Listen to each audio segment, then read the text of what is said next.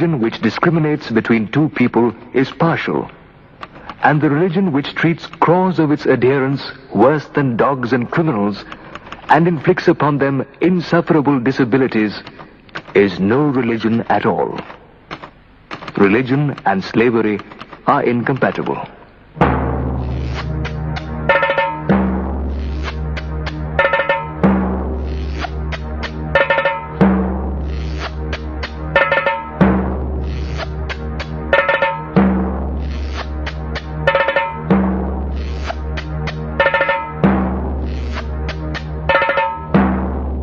There cannot be a more degrading system of social organization than Chaturvarnya.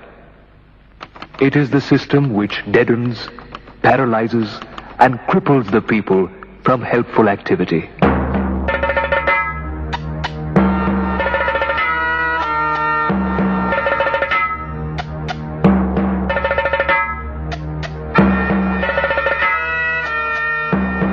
For centuries, they lived like this, in perpetual penury and social slavery. They were at the bottom, a part of the Hindu social order, and yet they were forced to live away from habitation. The untouchables of India, the pariahs of Hindu society, their humiliation and degradation ordained by Manu, the great lawgiver.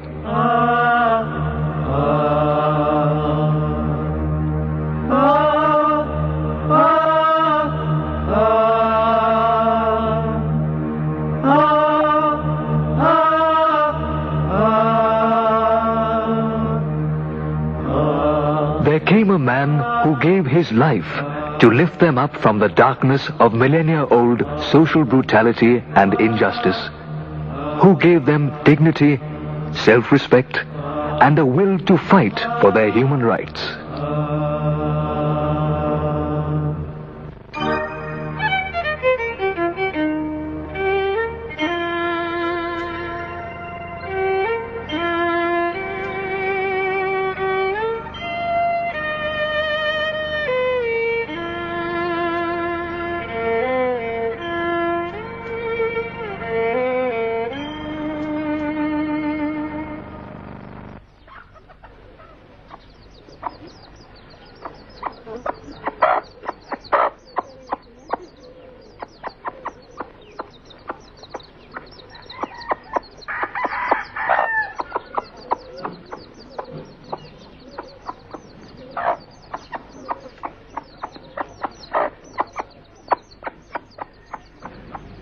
His decrepit ancestral home at Ambedkar in coastal Kolaba district of Maharashtra and the stark locality and signed tombs of his ancestors at nearby Dapoli may have a story to tell.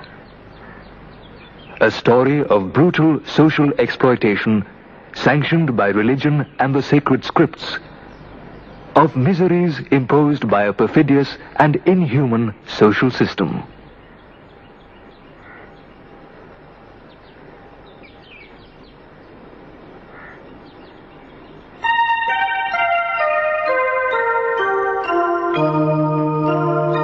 Legend has it that a spiritual ancestor blessed Ramji and his wife Bhima that they will bear a son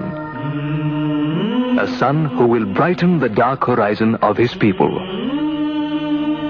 The son, Bhimrao, was thus born on 14th April 1891 in the military colony of Mhau in Madhya Pradesh, his father being a Subedar major in the Indian Army. Though an untouchable, the father was a devout admirer of the famous Saint Kabir and taught his songs to Bhimrao, who was greatly influenced by the humanistic ideals of the medieval secular saint. जो बिछुड़े हैं प्यारे से भटकते दर बदर फिरते हमारा यार है हम में हमन को इंतजारी क्या कबीरा इश्क का माता ओ कबीरा इश्क का माता दुई को दूर कर दिल से जो चलना राह नाजुक है। Bheem Rao spent his childhood at Dapoli. हमन सिर बोझ His family shifted to Satara, where he lost his mother. जो बिछुड़े हैं प्यारे से। He was thus brought up under the loving care of his paternal aunt, Mirabai. It is not difficult to imagine how the young Ambedkar's sensitive mind reacted to the treatment the untouchables were given.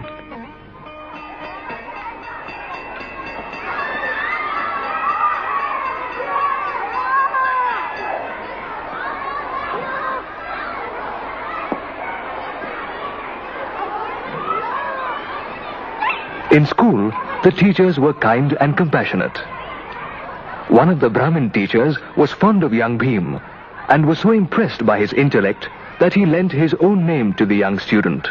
And thus, Bheem Rao Ambedkar became Bheem Rao Ambedkar.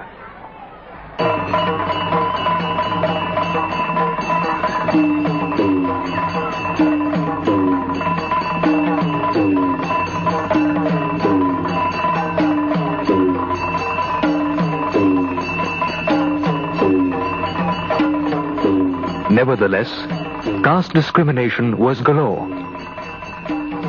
The barber would not touch Bheem's hair for fear of being polluted. It was his sister who trimmed his hair.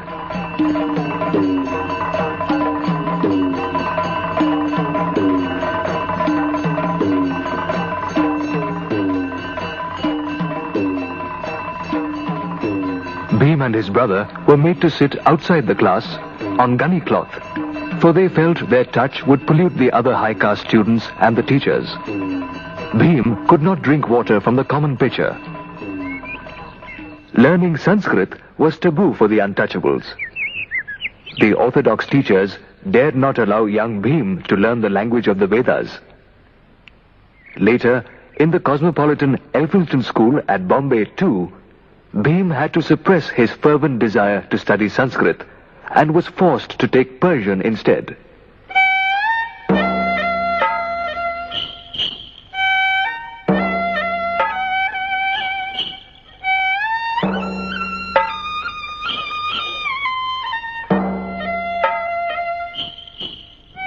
Their woes were endless. Once, when young Bheem and his brother set out to go to a nearby village in a bullock cart, the carriage owner threw them out on learning they were untouchables. On the way, no Savarna would serve them water to quench their thirst. Go away, people said, and asked them to drink from a filthy wayside pool.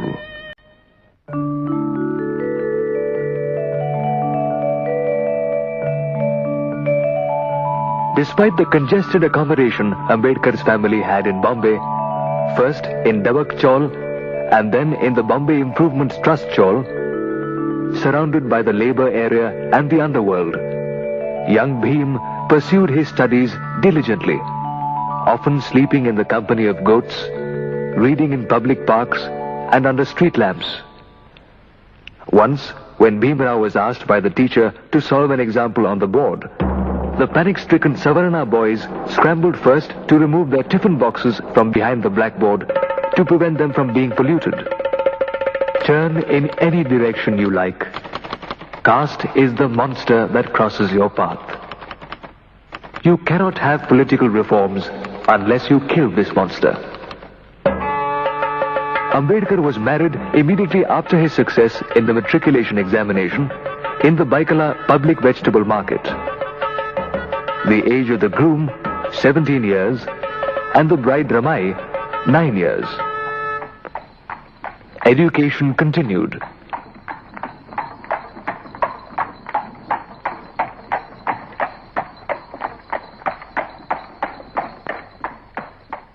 Graduation, he served the progressive-minded Maharaja of Baroda, Sayaji Rao Gaikwad, who provided Ambedkar with a scholarship to go abroad.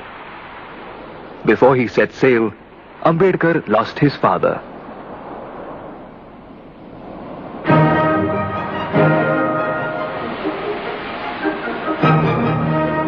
Then on to the United States of America, the land of liberty and equality, the land of Thomas Jefferson and Abraham Lincoln, to pursue higher studies.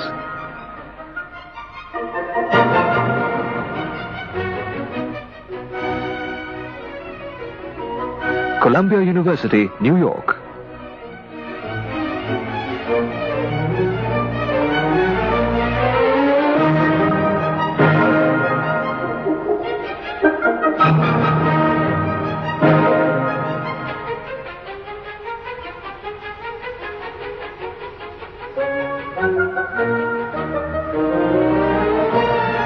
To begin with, he stayed at the Hartley Hall, the university dormitory, but the food did not suit him, and so he shifted to the Cosmopolitan Club, 114th Street, where most Indian students stayed.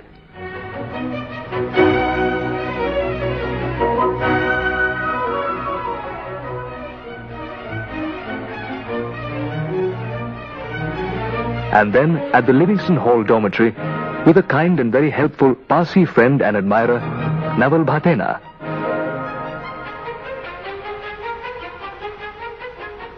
Political science, moral philosophy, anthropology, sociology, and economics were his subjects of interest in Columbia, where he could quench his thirst for knowledge in the libraries rich with books.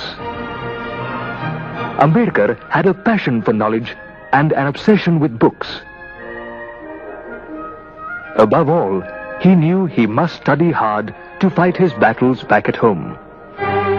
He drove himself to keep a punishing schedule, foregoing all the comforts, spending all of his time in libraries burning the midnight oil.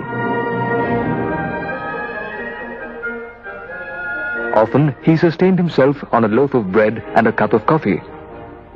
He had to save a considerable amount from his paltry scholarship to remit money to his family in India. Eleanor Zelliot, a noted scholar of Ambedkar's writings and Dalit literature, says, 1913-1916 were Columbia's glory days. It was the most distinguished center of learning, I think, in America. He studied with many distinguished teachers. Perhaps the most famous is John Dewey, America's best-known educator. Pragmatic, in love with democracy, a world traveler, Ambedkar remembered John Dewey all his life, and at the end of his life used to imitate his teaching style. He even quoted Dewey. Dewey said, every society gets encumbered with what is trivial, with dead wood from the past, with what is perverse. Society must not conserve everything, but only the things that make for a better future. And that was Dr. Ambedkar's philosophy. He studied with Edwin Seligman, a very distinguished economist and a very kind man. And what did he get in America? What did he learn from being in New York? I think he learned to have faith in democracy. New York was growing, New York was exciting, New York was dangerous. New York had Italians and Irish, and the American Negro, as it was called then, was coming up into this area. Ambedkar saw many, many peoples living together and a democracy that worked. Not only was he taught that by John Dewey, but I think he could see it in the structure of New York itself, a faith in democracy that never left him. I think he learned about race here. I think he could see that the black people, the Negro people, as they were called at that time, the people of color, were separate, had a separate church. The Abyssinian Baptist Church, a pure black church, is very near here. And he alone, of all the untouchable leaders, said, we are not a separate race. We are not a separate race. We must be treated distinctly in order to join all other Indians. And I think that fear of being thought to be permanently separate may have come from his New York experience.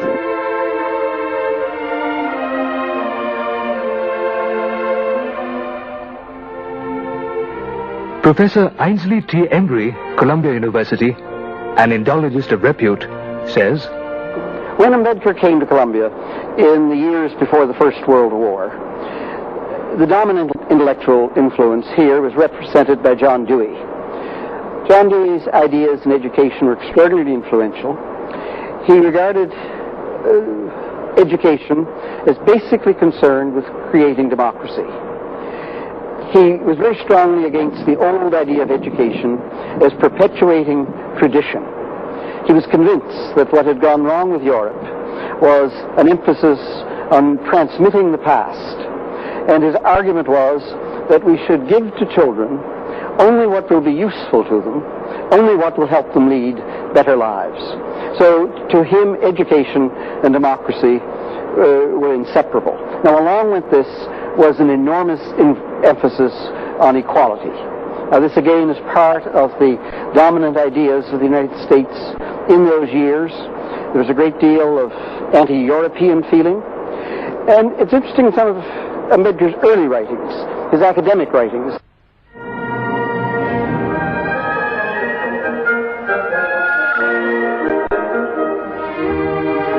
In 1915, Ambedkar was awarded a master's degree for his thesis, Ancient Indian Commerce. His paper, Castes in India, was acknowledged as the first scientific analysis of the barbaric social structure in India. The first salvo in a terrible war he waged throughout his life. Soon after this, he was awarded the Doctor of Philosophy degree for his thesis, The Evolution of Provincial Finance in British India.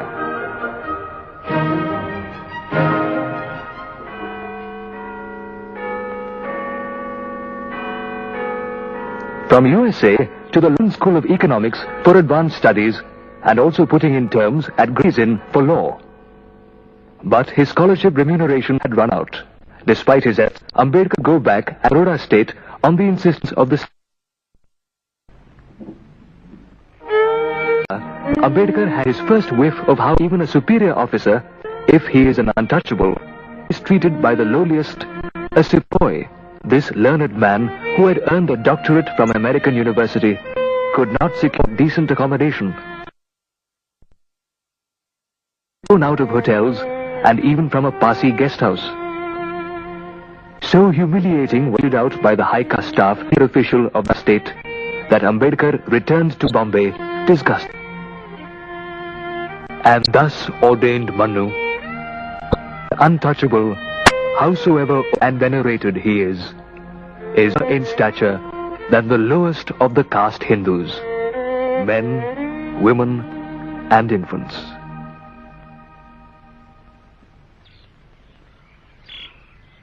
A brief stint as a lecturer at Bombay's Sydenham College, and then this unusual young man of learning who had launched a crusade against the system of caste, attracted the attention of Shahu Maharaj of Kolhapur, himself a reformist prince who worked hard to break the hold of Brahmin priests on society and emancipate the downtrodden. It was at this juncture in 1920 that Dr. Ambedkar, under the patronage of Shahu Maharaj, launched a fortnightly to articulate the anguish of his depressed community. The journal was appropriately titled Mook Nayak, the Dumb Hero. After all, Dr. Ambedkar was the greatest follower of Mahatma Jyotiba Phule, that outstanding man who championed the cause of women and the depressed in the 19th century. Soon, the prince offered him a scholarship to complete his discontinued studies in London, and Dr. Ambedkar set sail for England in July 1920.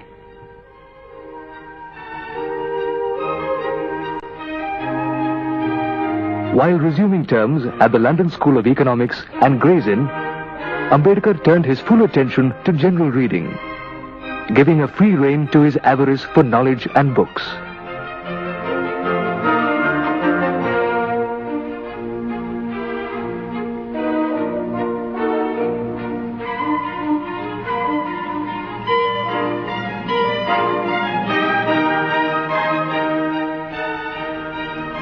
The British Museum Library, the famous repository of knowledge for centuries, to which many a great man of learning had made a pilgrimage seeking enlightenment, was Dr. Ambedkar's favorite haunt.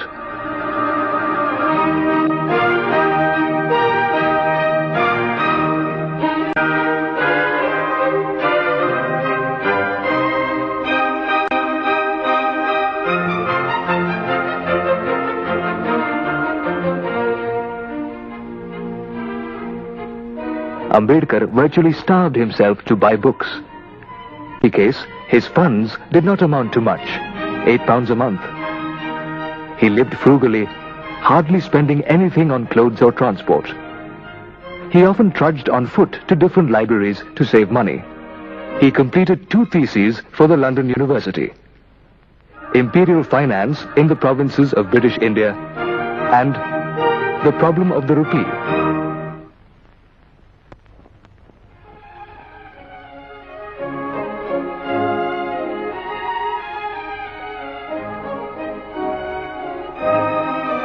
In London, Dr. Ambedkar simultaneously put in terms at the famous Gray's Inn.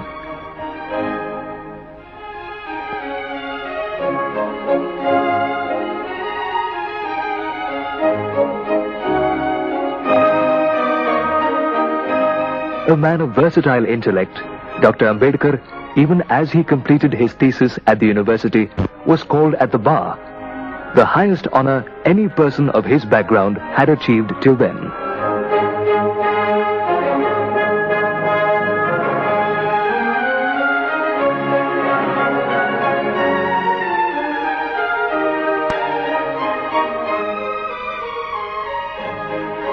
And although fully immersed in this academic pursuit, Dr. Ambedkar never for a moment could forget his people back at home. The inhuman plight of the untouchables was his unending obsession, and he frequently wrote to his wife asking anxious queries.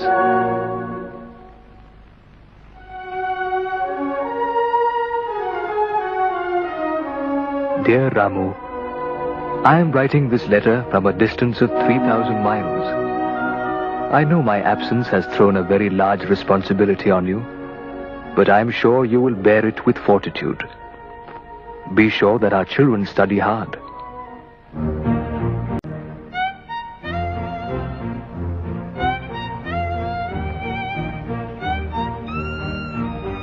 Ambedkar returned home in April 1923 before the degree of Doctor of Science was awarded to him. A great reception awaited the young man.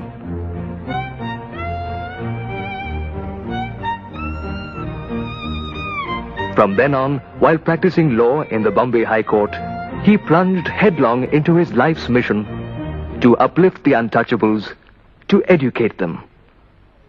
To achieve these goals, his first organizational attempt was the establishment of the Bahishkrita Hitkarani Sabha, an organization for the welfare of outcasts.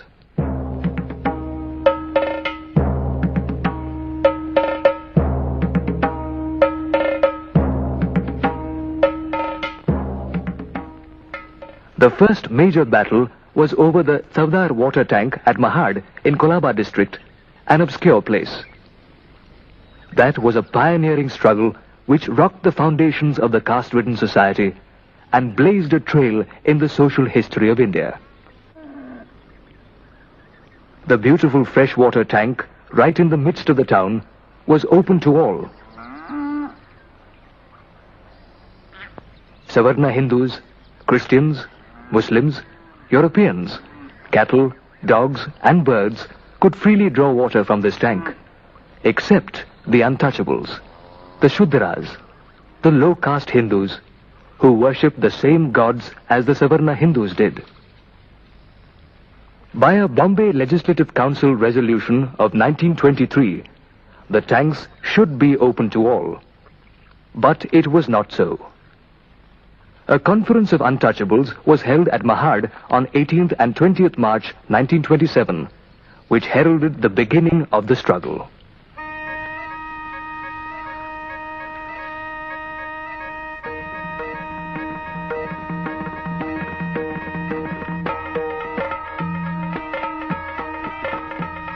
The untouchables, half-clad men and women, young and old, congregated at Mahad, walking through the streets of the town, shouting slogans in praise of Shivaji and Dr. Ambedkar. Finally, they gathered at the conference, even as tension gripped the town.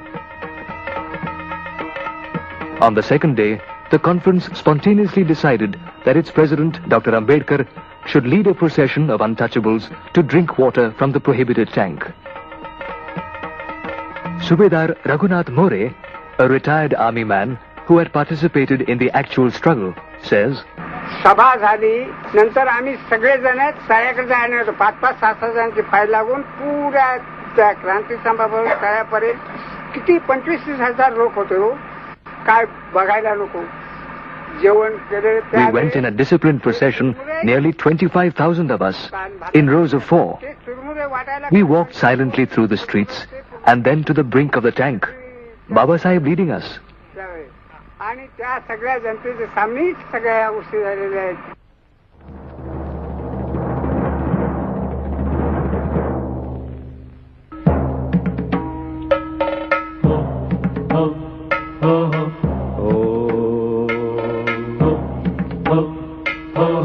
As thousands of eyes watched, Dr. Ambedkar touched the water.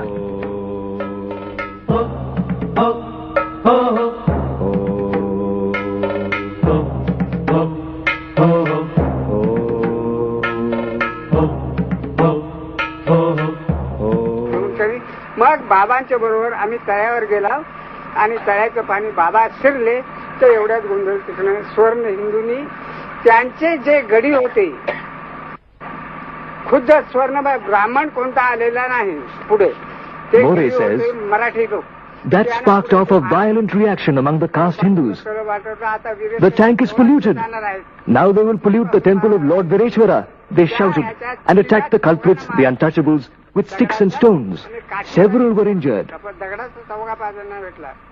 त्याच्यात मध्ये एक भानुदास कांबळे चांभार महाडचा, एक आपले हे राजभोज साहेब 2 आणि आमच्या वडवली गावचा फौजदार बाळू म्हणून त्यात होतो चांगला चाडा मोठा अगदी त्याला आणि चांभार खिंडचा एक त्या 5-6 जणांना मार लागला होता.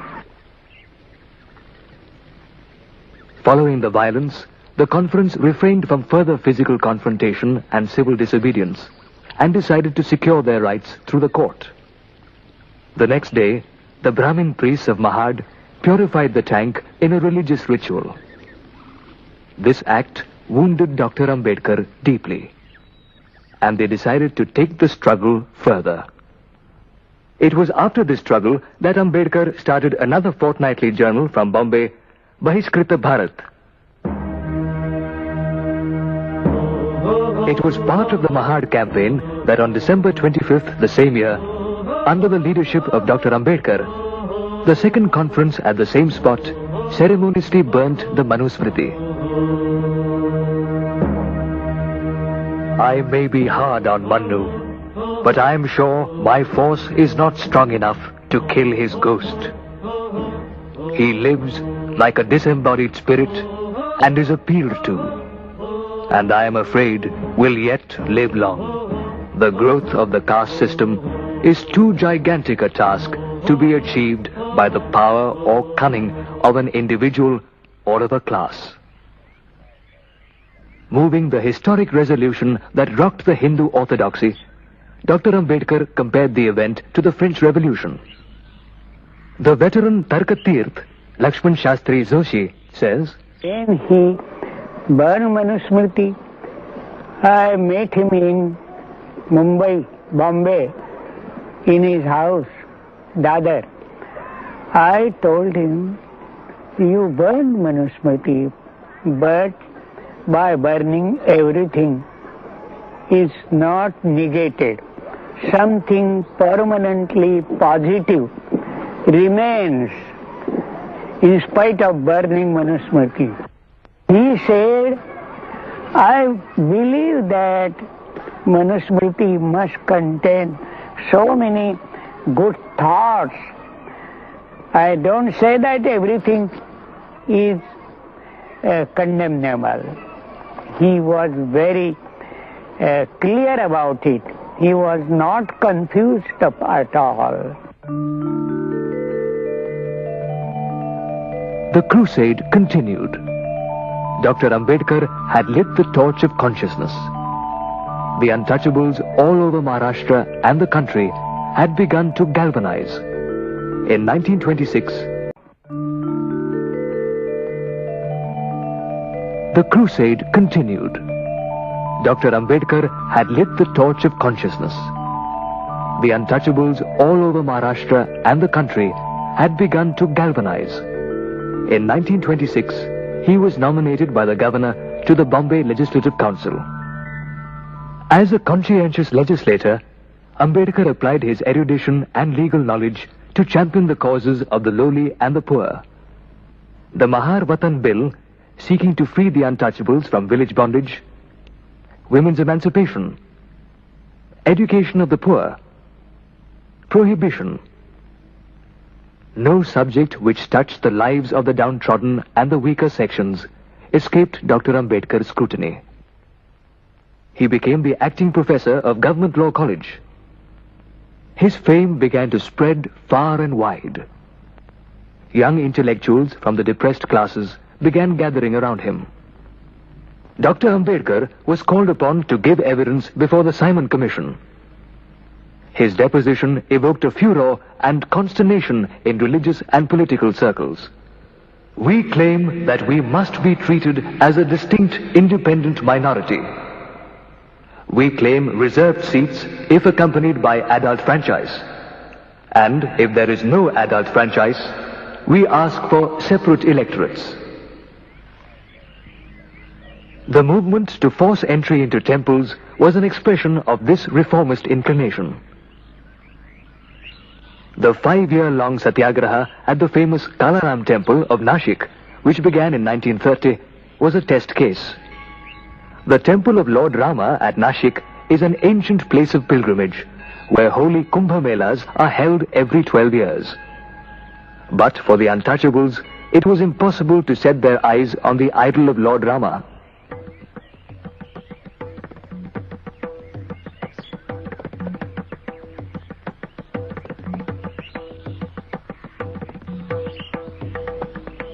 The depressed classes of Nashik formed a satyagraha committee under the leadership of Bhaurao Gaikwad to participate in the struggle under the guidance of Dr. Ambedkar.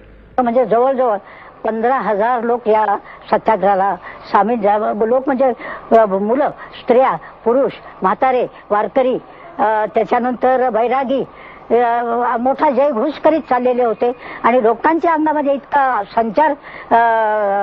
संचारलं होतं सत्याग्रहाचं वारं की ते अतिशय आनंदाने आम्हाला आजही कुठे पकडण्याची हरकत नाही, पण बाबासाहेबांनी सुरू केलेला सत्याग्रह अत्यंत महत्त्वाचा आहे आणि आम्हाला आमचे हक्क बाबासाहेब म्हणतात त्याप्रमाणे मिळालेच पाहिजे असं सगळ्यांचं म्हणणं. आणि गाडी पडत चालली, जयघोष करत चालले. लष्करी बाण पहिल्यांदा होता लष्करी पद्धतीचा, त्याच्यानंतर मग बालवीराचं पथक होतं. One of the satyagrahis in the forefront, Shantabai Dani, says, men, women and children, bairagis and sannyasis, inspired by Dr. Ambedkar, marched on, singing songs and joyful religious dhuns.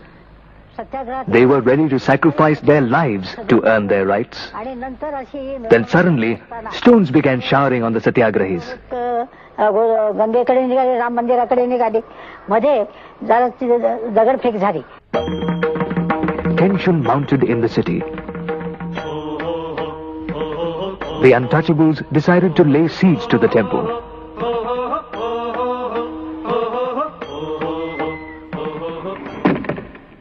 The priests closed the gates, and Lord Rama became inaccessible not only to the Shudras, but also to the high castes. The siege continued. As the birth anniversary of Lord Rama drew near, a compromise was reached. The ritual Ram Rath on that day would be pulled both by the Savarnas and the untouchables. त्याच्यानंतर 3 तारखेला रथ ओढायला सुरुवात झाली. रथ ओढायला सुरू झाले तर अर्धे लोक तिकडे अर्धे आमचे एका जोडीला लागले, परंतु त्या लोकांच्या मनातूनच नव्हतं का आम्ही लोकांनी रथ ओढावं. The Satyagrahis recalled the drama even today. It appeared that the Savarnas had no intention of allowing us to touch the divine chariot. They started throwing stones. I was hit by a stone and started bleeding profusely, but I would not leave the procession. The prolonged satyagraha evoked retribution against the untouchables all over. But the satyagrahis were undeterred. The temple remained closed for a whole year, and the agitation continued till the end of 1935. Ambedkar found all doors of the Hindu religion closed to the untouchables. He soon lost interest in the temple entry movement. He told his people, "The object of the temple entry movement is good, but you should care more for material good than for spiritual food." One steadfast supporter of Dr. Ambedkar's reform movement was the veteran freedom fighter Vinayak Damodar Savarkar, interned in Ratnagiri.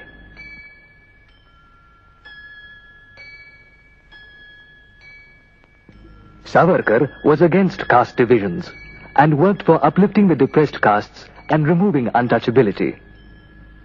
He wanted to invite Dr. Ambedkar to inaugurate an all-caste temple he built in Ratnagiri. Due to his previous engagements, Dr. Ambedkar could not make it.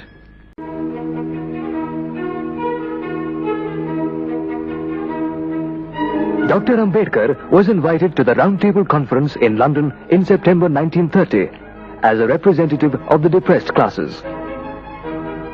The objective of the conference, held at the historic St. James Palace, was to frame a constitution for India by taking into account the views of various sections of people. But Ambedkar's willingness to represent his people at the conference aggravated the resentment of the Indian National Congress, which had boycotted the Simon Commission and also the conference. All those who associated with the conference were roundly condemned and accused as lackeys of the British by the congressman. From then, Dr. Ambedkar, in the eyes of the Congress, carried the foul stigma of being a stooge of the British. And yet, at the conference, his fierce and uncompromising championship of the Indian national interests caused surprise at home and consternation in ruling quarters. Dr. Ambedkar pleaded at the conference that the bureaucratic form of government in India should be replaced by a government of the people, by the people, and for the people. And yet, he insisted, in such a setup, power should not go unchallenged into the hands of the tyrannical majority. The depressed classes must have their just share. They must have adequate safeguards. On this, there could be no compromise. In all the 3 rounds of the Round Table Conference, in the plenary sessions, in committee and in subcommittee meetings, Dr. Ambedkar used all his erudition and skill to champion 2 causes: India's freedom and safety, and the protection of the depressed in a free and democratic India.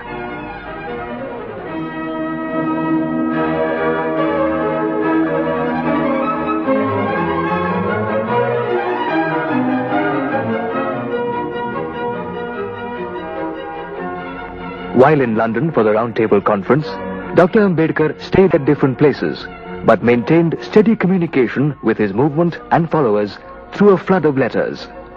His performance at the Round Table Conference made a deep impact on the intellectual and the political circles in England. Nobody could now ignore Ambedkar. Ambedkar's relentless espousal of the cause of the untouchables did have some effect. Mahatma Gandhi, who sincerely believed that it was not in the interest of the scheduled castes to stray away from the Indian political mainstream, was perturbed. He invited Dr. Ambedkar for a discussion to Mani Bhavan in Bombay. Gandhiji said, "It is really surprising that men like you are opposed to me and to the Congress. We are not prepared to have faith in great leaders and Mahatmas. Let me be brutally frank about it. History tells us that Mahatmas, like fleeting phantoms, raise dust, but raise no level. Why should the Congress oppose our movement and dub me a traitor?" "Gandhiji, I have no homeland." Gandhiji replied, "You have got a homeland. I know you're a patriot of sterling worth. How can I call this land my own homeland, and this religion my own, wherein we are treated worse than cats and dogs? I am against political separation of the untouchables from the Hindus. That would be absolutely suicidal," said Gandhiji. That was the first crossing of swords between Gandhi, the Mahatma, and Ambedkar, the savior of the untouchables. And when the British Prime Minister declared the communal award, granting separate electorates to the untouchables, Mahatma Gandhi went on a fast unto death. Ambedkar thundered, "There have been many Mahatmas in India whose sole object was to remove untouchability, but every one of them has failed. Mahatmas have come and Mahatmas have gone, but the untouchables have remained the untouchables." Tension heightened as Gandhiji's health deteriorated. "My life or separate electorates for the untouchables," threatened the Mahatma. So overbearing was the pressure that Dr. Ambedkar had to give in. A compromise was reached. Instead of separate electorates, the concept of reserved constituencies was accepted. And then the famous Pune Pact was signed. Gandhiji ended his long fast. The confrontation symbolized the historic clash between the differing socio-political perspectives of the two great men. The nation heaved a sigh of relief, but the untouchables had lost a battle. At present, I am the most hated man in Hindu India. I am represented as a traitor. I am denounced as the enemy of the Hindus. I am cursed as a destroyer of Hinduism and branded as the greatest enemy of the country. But believe me when I say that when after some days the dust settles down and the review of the proceedings of the Round Table Conference is dispassionately taken by future historians, the future generations of Hindus will acclaim my services to the nation.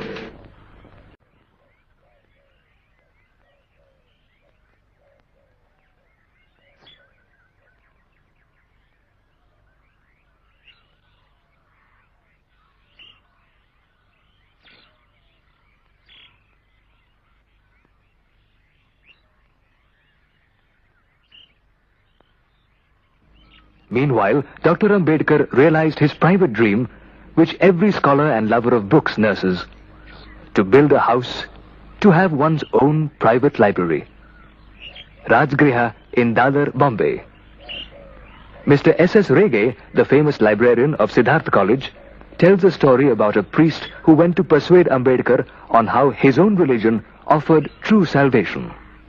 Now there Dr. Ambedkar was listening to him very quietly, and after that he quietly asked him, "What Bible do you use for your prayers?" Now this priest was surprised. He didn't know what this question was. He said, "What Bible?" I said, "The Holy Bible." "Yes, I know the Holy Bible, but which version do you use?"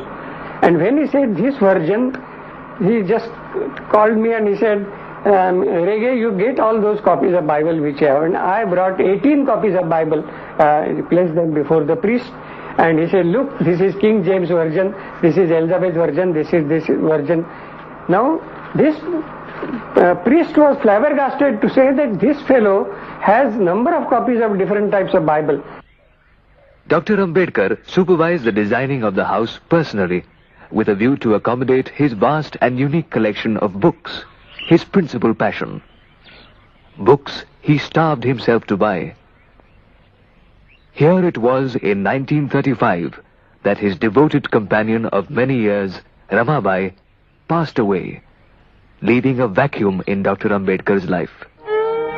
For a few days, Dr. Ambedkar went into deep mourning and secluded himself from the world.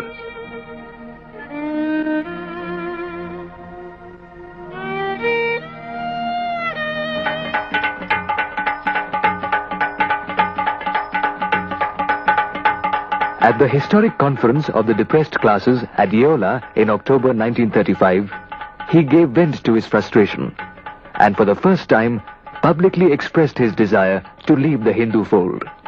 He told the Yola gathering, "Unfortunately, I am born a Hindu untouchable. I solemnly assure you that I will not die a Hindu." So momentous was this announcement that it took the Indian society by storm.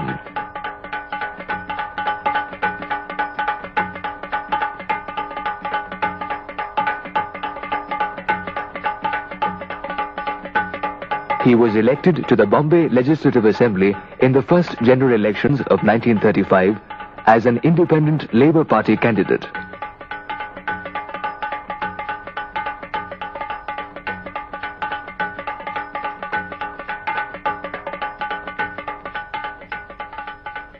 This party, newly formed by him, won 17 seats.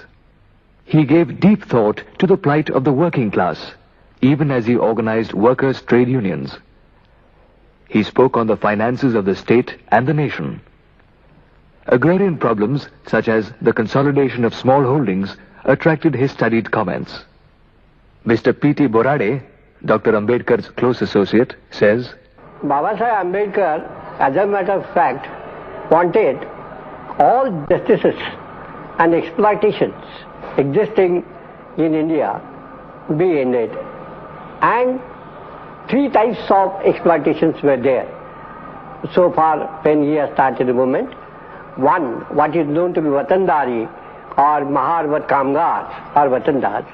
Second, the halai system means plough attached to the plough system. And thirdly, khoti system, which were there 3 together. And lastly, general agricultural movement and scavengers. The halais means one who was attached to a plough. That man was enforced to work throughout his family, and there was no independence for that, and the lands were they were sold along with the land, and thus that was the agricultural serfdom must be ended.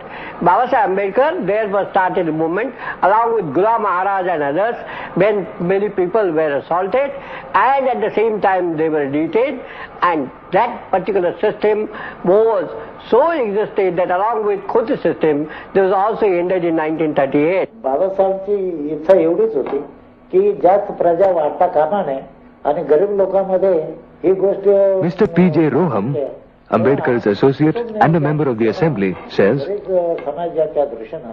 Dr. Ambedkar's championship of birth control in those days shows how far ahead of his time he was. Lord Bottomley, member of the Parliamentary Committee visiting India, says, When I went to India in 46, he was a member of the Viceroy's Council and responsible for industrial matters. I was the only trade unionist on the parliamentary mission from this country, and it was natural that I would seek him out to talk about industry and related matters. I asked him about the trade unions, and he said he was keen to get trade unions established and was encouraging employers to recognise trade unions. He seemed very keen on that. He also told me he wanted to establish a minimum wage for workers. If I tell you that it was many years later that the British Labour Party embarked upon such a scheme, you'll see how advanced he was and his thoughts.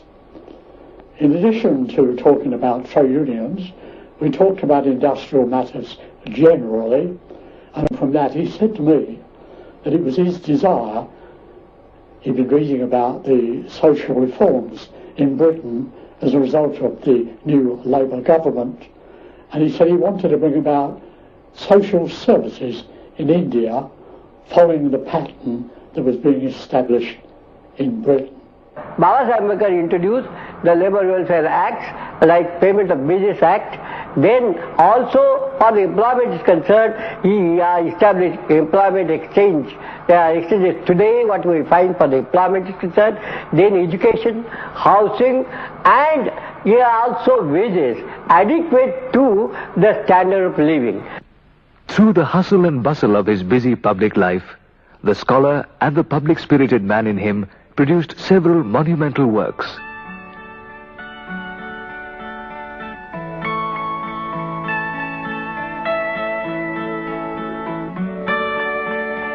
Among those particularly acknowledged for his erudition and referred worldwide in academic communities were his works Who Were Shudras, The Untouchables, and Pakistan or Partition of India.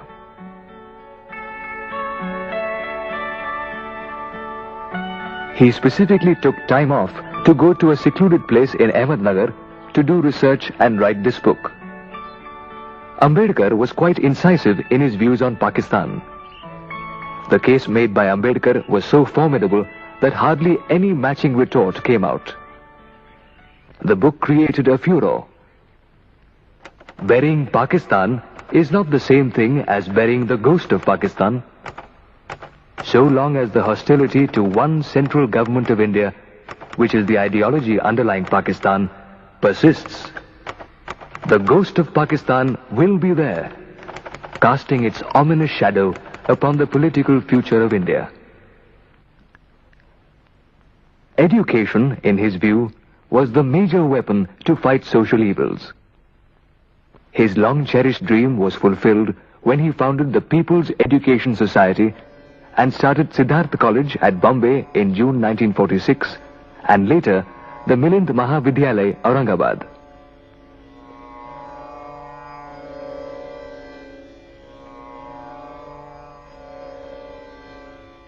Later, Dr. Ambedkar donated his vast collection of books to the Siddharth College library. The huge library testifies to his wide range of reading.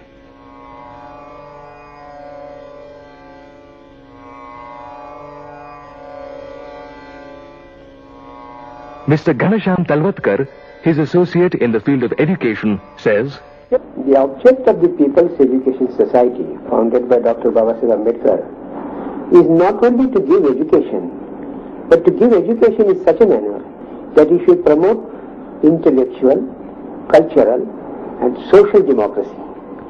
And with this context, the law started with all institutions, and the benefit of these institutions were given to all students coming from various caste, creed, and community. Even in Siddharth College, or for that matter the Milind Mahavidyalaya, you find that hundreds of people belonging to different castes, different layer of community, they have taken the advantage of the education and they have elevated their lives in a much better way.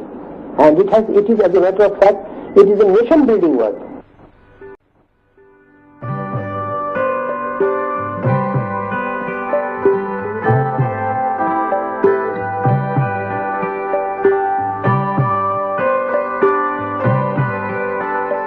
He took a personal interest in designing and constructing the building and campus of the Milind Mahavidyalaya.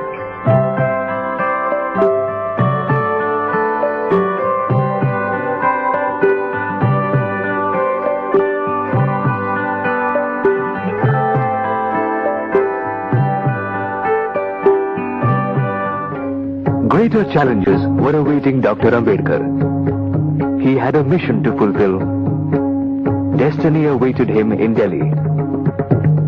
In July 1942, Dr. Ambedkar was invited to join the Viceroy's Executive Council as a Labour member. Dr. Ambedkar was elected to the Constituent Assembly of India in October 1946. His outstanding moment came when he was elected and made chairman of the committee to draft the Constitution. We were knowing each other almost for 1 year before we got married. On the 15th of April 1948, Dr. Ambedkar had taken over law ministry since 1947 when we met. And after my marriage, I was very closely watching him work on the Constitution. He was given the position as chairman of the drafting committee of the Constitution. And as a very important position as a chairman, he had to work very hard to see that all schedules and articles in the Constitution are discussed properly and all the members in the Parliament know what they are doing. So his schedule for almost 16 to 18 months was very tight.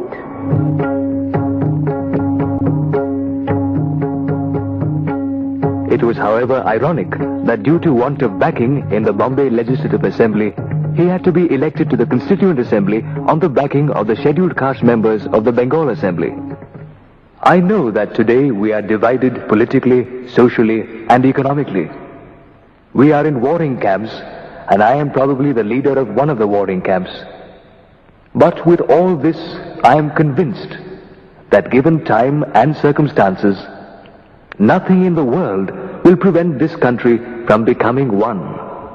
And with all our castes and creeds, I have not the slightest hesitation in saying that we shall in some form be a united people. Thus it was that on August 15th, 1947, India met her destiny and became a free nation in the world. Dr. Ambedkar, besides becoming the law minister in the interim government of Free India, was ordained to become the principal architect of the Constitution of India. The happiest person was Mahatma Gandhi. It was a proud moment for India, he told Ambedkar himself, that the former downtrodden had become the lawmaker of free India. Ambedkar's extensive knowledge of world history, his profound commitment to the universal democratic principles, and concern for safeguarding the human and political rights of the minorities went into the monumental work of drafting the document. His reply in the House on the prolonged discussion of the draft is considered among the remarkable speeches in India's parliamentary history. When the Constituent Assembly, in the name of the people of India, adopted the Constitution with its 395 articles and 8 schedules on November 26, 1949, no less than Dr. Rajendra Prasad, President of the Constituent Assembly, and Pandit Jawaharlal Nehru, Prime Minister of the interim government, paid glowing tributes to Dr. Ambedkar.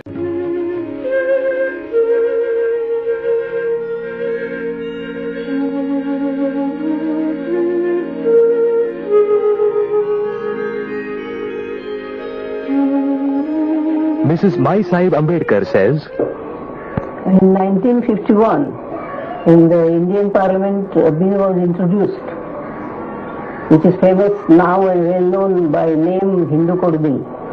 And Dr. Ambedkar, being a law minister, he had to pilot the bill. And Hindu Code Bill, in short, is meant for emancipation of women from the slavery of Hindu society. And as such, he had great attachment and devotion to this bill, and he worked hard to see that it passes through during his tenure as a law minister. But suddenly there was an issue of elections in 1951, and somebody told Jawaharlal Nehru that if this bill goes through, the Orthodox society in the Hindu society would not vote for the Congress, and he will not return to power. So Jawaharlal, by fear, and he told Dr. Ambedkar to stop the work of Hindu Code Bill there and then, and he said, we will introduce this bill in our next session of the Parliament after election. As I said, Dr. Ambedkar was so attached and devoted and dedicated to this bill because it concerned the women and their problem, and particularly he was giving an equal share to girls along with the boys in the estate and personal family matters in the house. So Dr. Ambedkar was very much attached and devoted to this, and he has often told me and many people that Constitution is nothing compared to this Hindu Code Bill, and I must see that it goes through while I am law minister and in this very session of the Parliament. That was the signal for another virulent attack on Dr. Ambedkar from Hindu Orthodox quarters. Most progressive sections supported the measures. Ambedkar's view was the bill codified and modified only certain sections of the Hindu law. The bill was essential for the youth of the Hindu society and the Indian nation as well. A disgusted Dr. Ambedkar finally resigned from the cabinet. I hate injustice, tyranny, pompousness and humbug, and my hatred embraces all those who are guilty of them. I want to tell my critics that I regard my feelings of hatred as a real force. They are the reflex of the love I bear for the cause I believe in, and I am in no way ashamed of it.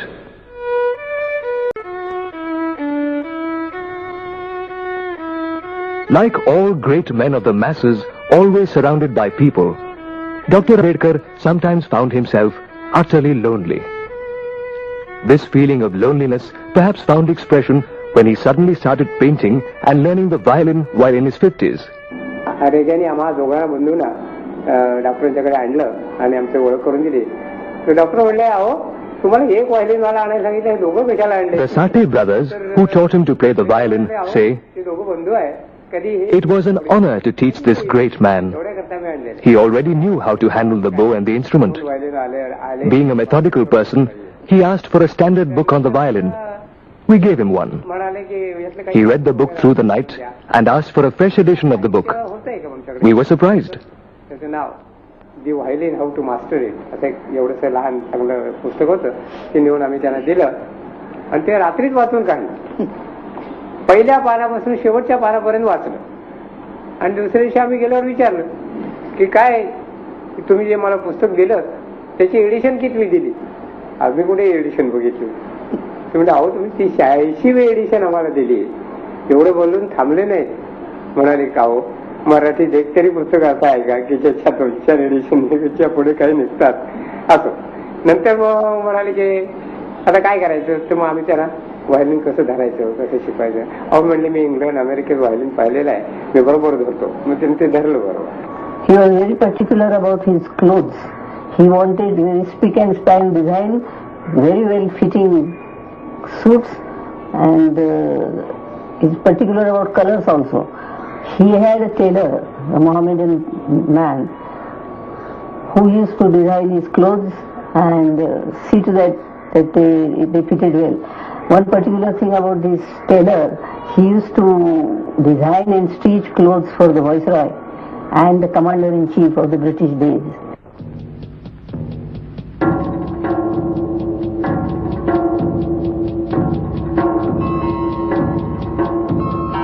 The three ideals that he mentioned about were the Karna, Napoleon and Churchill.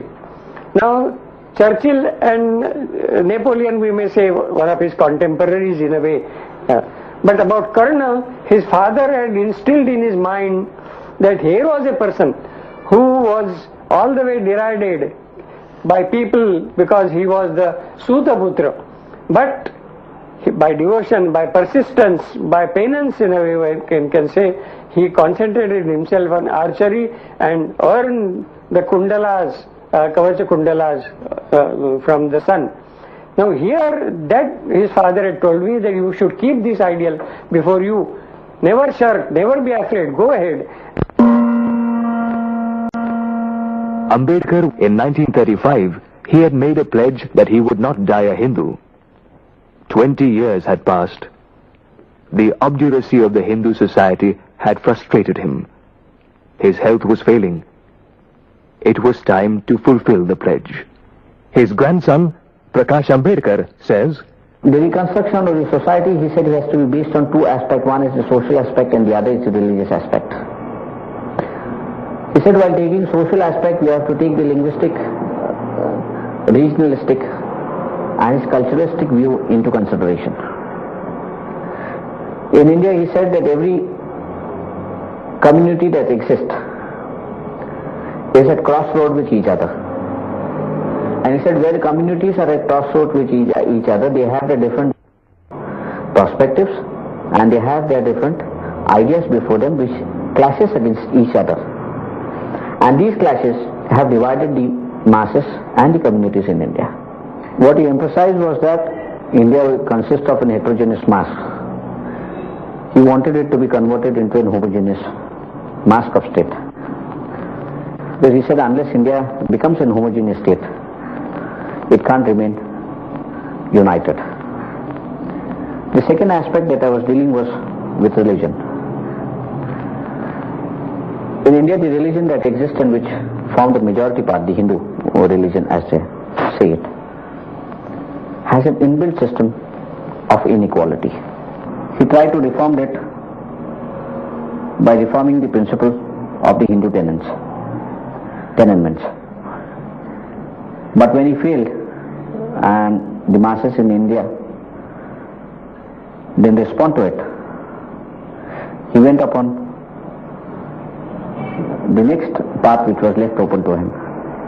That is to renounce the Hindu religion and to accept Buddhist as a new religion and forming the Buddhist principles as the basis for the homogeneous state in India. At least a way has been set up by him to form the homogeneous part in India.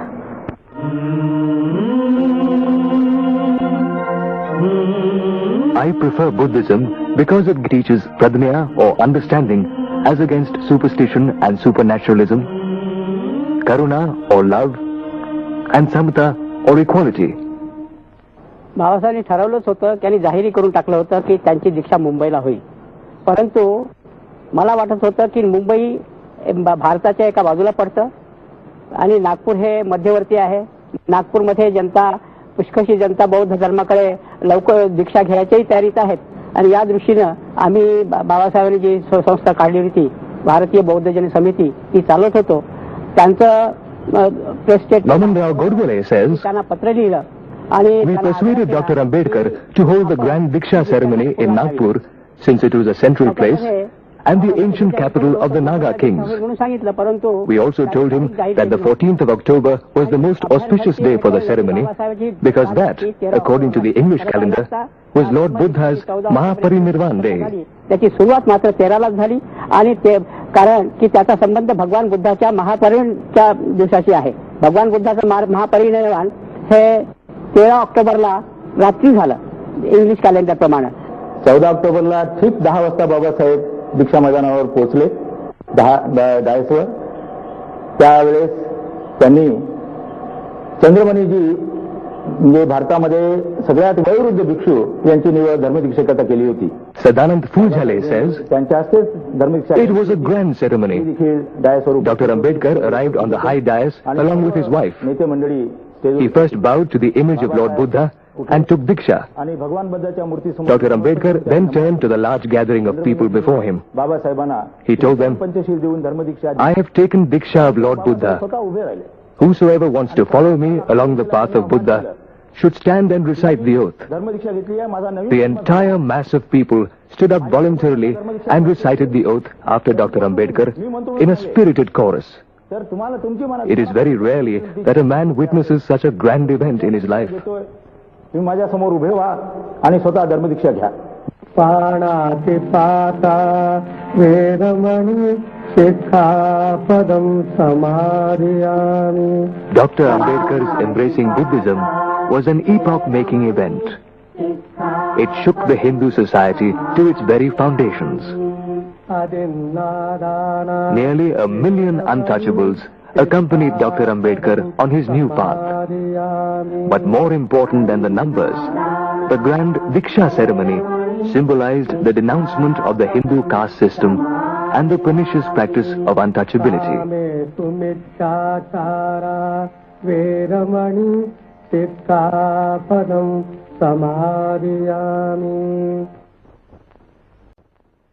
His personal secretary, Nanak Chand Rattu, says, on the night of 5th December at about 11:30, when I took leave of him to go home, I was just approaching the main gate, then the servant came running that I was called back by Babasaheb. I parking my bicycle outside, I went inside and asked Babasaheb what is the matter. He said, before going you do one thing, place that introduction and preface to the book Buddha and Dhamma on his table. Then he had also dictated to me one letter addressed to Atre and Joshi of Samyukta Party Bombay regarding formation of the Republican Party of India. Then another letter he had addressed to the Burma government, to the Sasana, Burma Sasana, to propagate Buddhism and how to finance it. Then early in the morning, the servants and the driver, they came to my place, knocked the door. As soon as I opened, I was surprised to see their faces. I took it that something must have happened. I immediately inquired, is Babasaheb all right? But they did not have, they only said that Mem Sahib had sent them to call you. So immediately I started, reached 26 Alif Road. Mr. Ambedkar was sitting in the veranda waiting for me. Immediately I got out of the car. He took me inside and told me that Baba Sahib has left us. Taking courage, I immediately ran to the room where I had left Baba Sahib the previous night. I called Baba Sahib, Baba Sahib.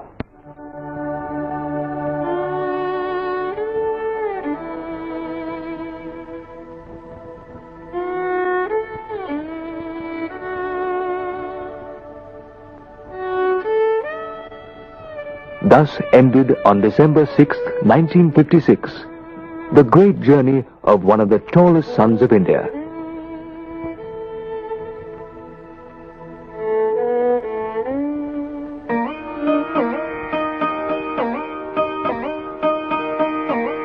जो बिछुड़े हैं प्यारे से, A fierce social rebel and yet a compassionate reformist. A proud nationalist who would not compromise on the rights of the downtrodden. An iconoclast who believed in the necessity of religion. A champion of women and the minorities. The last outstanding leader in the glorious chain of social reformers Maharashtra has produced. Ranade, Phule, Agarkar and Ambedkar. The great son of India who gave self-respect and political rights to the millions of untouchables of India. हमन सिर बोझ भारी क्या जो बिछुड़े हैं पिया of persuading people to adopt the principle is by persuasion, by moral teaching, by love.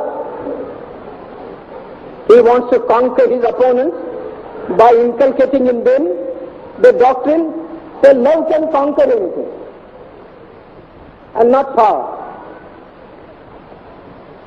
That's where the fundamental difference lies. That the Buddha would not allow violence and the communists do. No doubt the communists get quick results because when you adopt the means of annihilating him, he does not remain to oppose you. You go on with your ideology. You go on with your ways of doing things. The Buddha's way, as I said, is a long way. Perhaps some people may say a tedious way. But I have no doubt about it that it is the surest way.